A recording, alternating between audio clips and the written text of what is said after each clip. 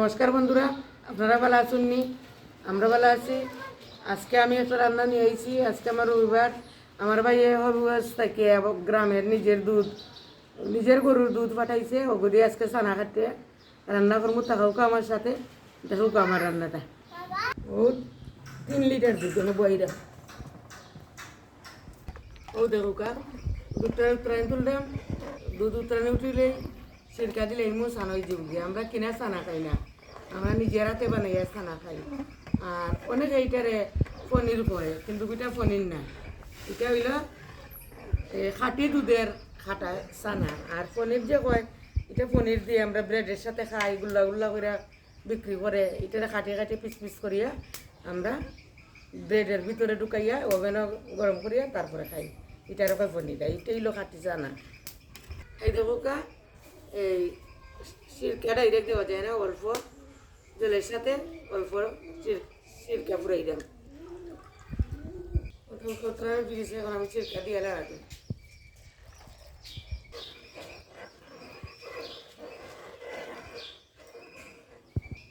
এখন আগুনটা কমাইলিমু আমি। আপনি চানা কাটিয়ে আইব। দুধ তো উত্তরায়ণ ভিজেছে, আমি সিরকা দিলেছি। এখন আপনি চানা কাটিয়ে আইব। ও তখন বন্ধুরা, আমার চানা দুধ উত্তরে গেছে, চানা কাটা হয়ে গেছে। তখন আমি রামাই লইলাম।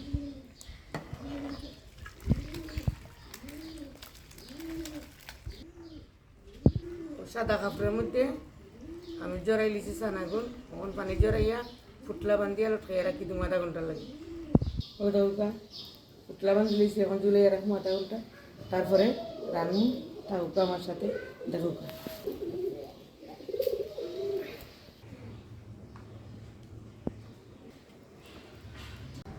এখন ফরাই বইয়া আলুটারে ভাজি করবো আমি, আর মশলা রেডি করবো।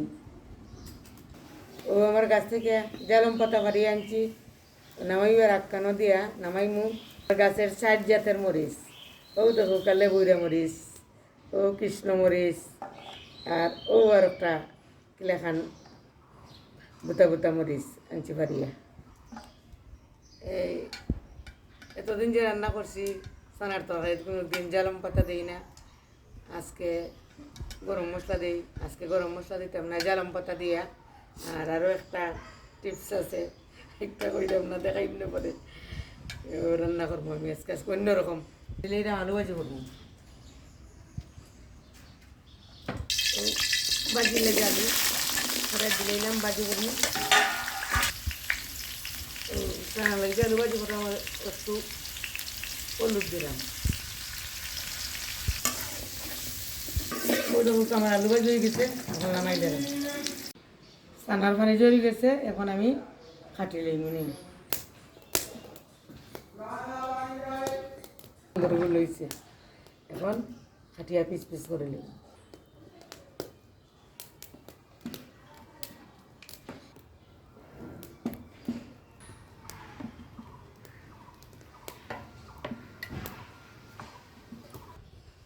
ও তো আমার চানা কাটা শেষ।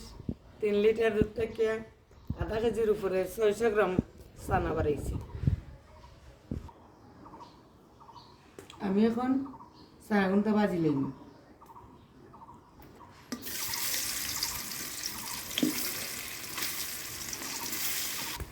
চানা তো বেশি, তাহলে আমি 2 ভাগে ভাজি করলাম।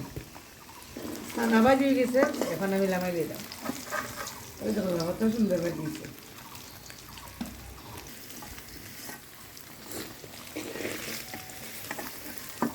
চানা ভাজার তেলও তেজপাতা দিলেছি, এখন পাঁচফোড়ন দিয়া মশলা ভাজি দিলাম। ও 2 চামচ আদা, 3 চামচ জিরা বাটা,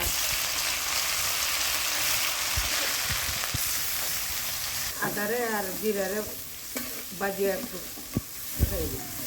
আদা জিরা কথা লইছি, এখানে 4টা টমেটো বাটিয়া লইছি। টমেটো দিলে দিলাম।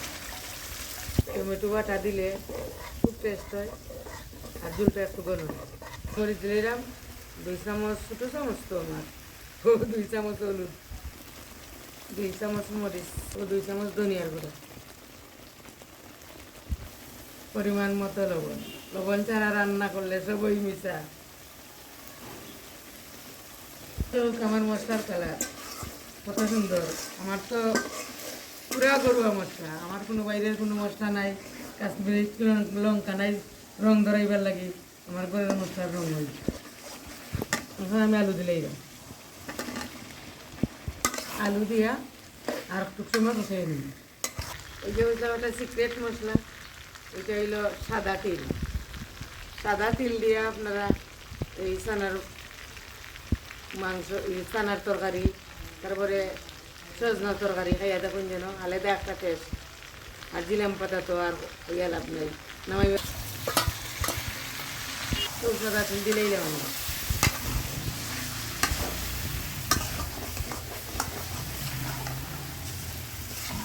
মশলা আলু কষানো হয়ে গেছে, এখন আমি গরম জল দিয়ে দিলাম।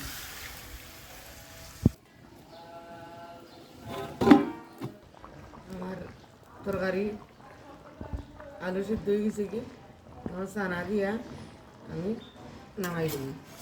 কাঁচামরিচ আর জিল্লাম পাতা দিব নামাইবার আগে। ও কাঁচামরিচ দিলেই রাম, জিল্লাম পাতা দিলেই রাম, দিয়ে একটা উত্তরণে তুলিয়া আমি লামাই দিলাম। আমার তরকারি হয়ে গেছে। যে কোনো নিরামিষ একটু চিনি না দিলে টেস্ট হয় না, ও আমি আধা চামচ চিনি দিলাম। দেখো আমার রান্না শেষ, কত সুন্দর রং হয়েছে, কত সুন্দর লাগে। আর এখন আমি লাগাই গেলাম। আমার রান্না শেষ, আপনারা ও তিল বাটা আর জিল্লাম পাতা দিয়া খাইয়া দেখবা, আর আমারে জানাইবা কমেন্টে আমার তরকারিটা কেমন লাগে, খাইয়া দেখবা রান্না করিয়া। রান্না শেষ, এখন আমি খাইয়া টেস্ট করিয়া দেখবো। আমার ছেলেটাও নাই ঠান্ডাত, নাইলে টেস্ট করে দেখে।